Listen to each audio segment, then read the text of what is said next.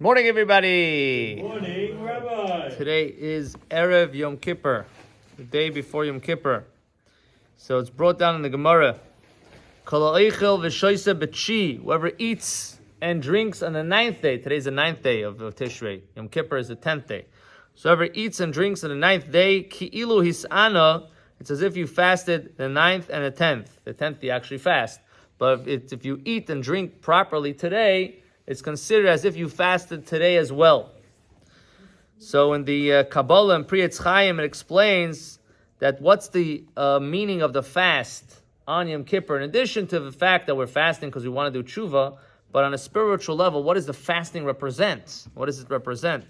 And it explains that Yom Kippur is a soid, is a secret of eating and drinking on an internal level. Meaning to say, how is that? If you're not eating, how is that the secret of eating and drinking on an internal level, on a spiritual level?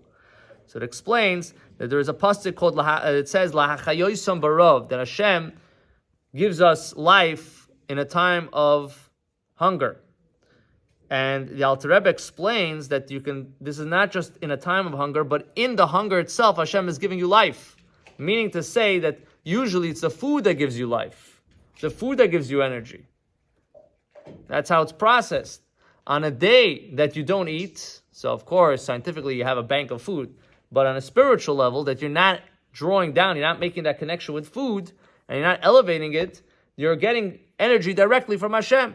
The neshama is what's giving you life on the day of Yom Kippur. So lahachayoisam barav, Hashem is giving you chayis barav in the time of not eating, of a hunger. So in order to come to that type of elevation, experience on Yom Kippur, you need to have food on a physical level. So the preparation of food today is helping you have the ultimate level of energy tomorrow on a spiritual level. So each one, in a sense, helps the other. So when you're eating today, you're not just eating to eat, but you're eating to prepare yourselves for tomorrow. So in a sense, this in itself is part of the fasting of tomorrow. So you're fasting by eating today, and you're fasting by fasting tomorrow, through eating today. So there is this idea, that's one way of looking at it. Another way of looking at it is that you have to elevate the food. So when we're eating today, why? We're eating to fast for tomorrow.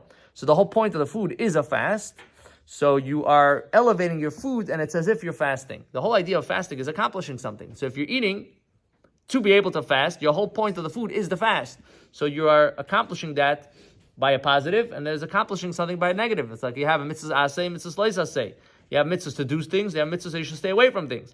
So tomorrow the mitzvah is the lois aseh, to stay away from the food. And today, to be able to stay away from the food tomorrow, the mitzvah aseh part of the lois aseh is to eat today. So it's the same mitzvah really. It's the mitzvah of the positive side of it and the negative side of it. Hashem shall we should be inspired. We should eat well today. We should have the proper kavanah, proper intention. We should be able to have tomorrow the ultimate experience of Yom Kippur in the Beis Hamikdash, B'karev Mamish. Amen. Amen.